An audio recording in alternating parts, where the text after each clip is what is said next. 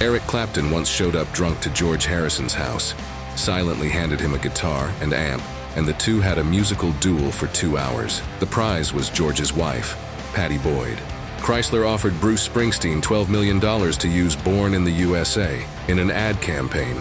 Springsteen turned them down and has still never let his music be used to sell products. When Queen made the music video for their song Bicycle Race, the band rented several bikes which naked models raced at Wimbledon Stadium.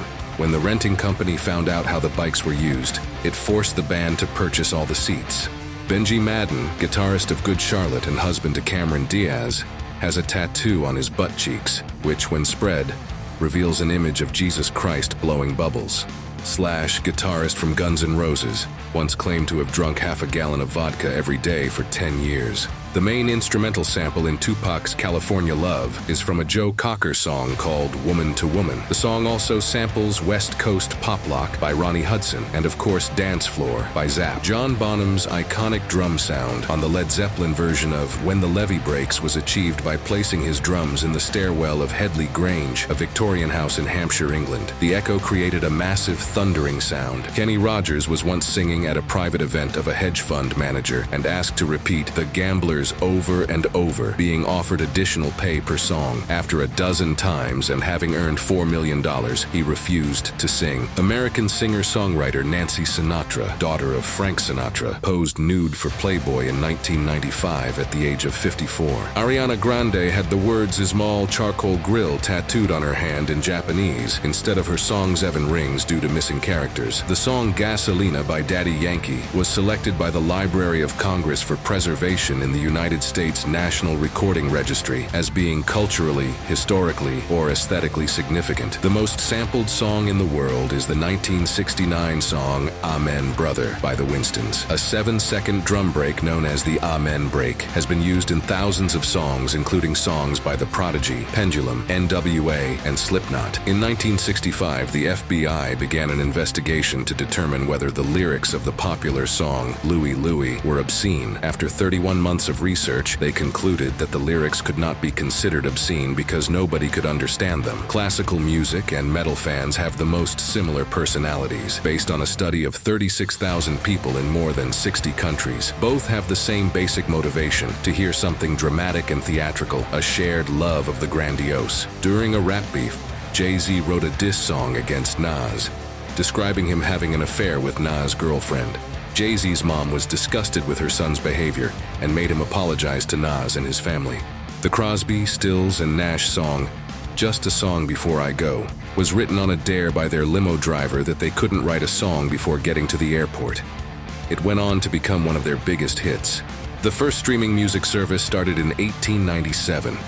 Users in New York could pick up their phones and connect to the Telharmonium, a central hub that would pipe music being played live by 2 musicians playing 24 hours a day. The song I'll Be Missing You by P. Diddy was a huge success, spending 11 weeks at #1. P. Diddy did not secure rights to the song, so Sting sued and owns 100% of the royalties until 2053, just in time for Diddy's release. In 2014, English YouTube star Zoella uploaded a picture to Instagram of a random man and his dog on the beach. The random man was Pink Floyd guitarist David Gilmour. The lead singer of the 90s band The Goo Goo Dolls, John Rzeznik, invented his own guitar tunings for many of the band's biggest hits. He taught himself guitar as a kid and turned the knobs until something sounded good.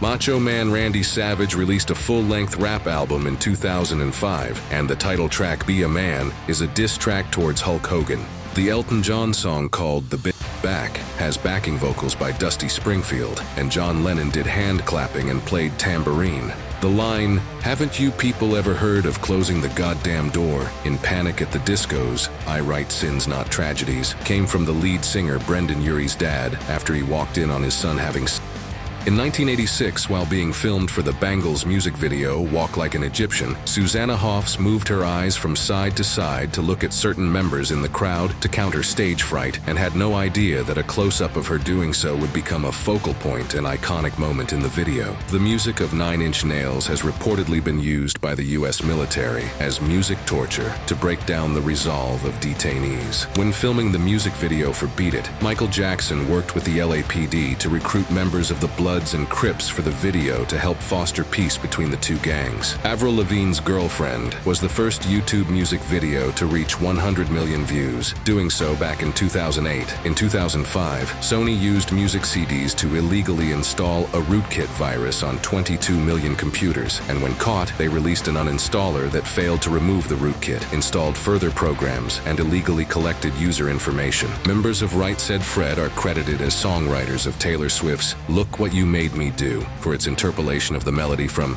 I'm Too Sexy.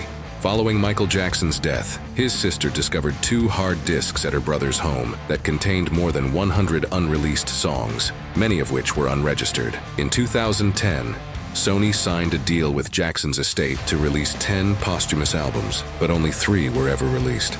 Beck rejected Weird Al's request to parody his 1990s hit song Loser because Beck felt he already wasn't being taken seriously as an artist. Later though, Beck regretted this decision, saying it would have been an amazing video, and he was really sad it didn't happen. Song titles can't be copyrighted.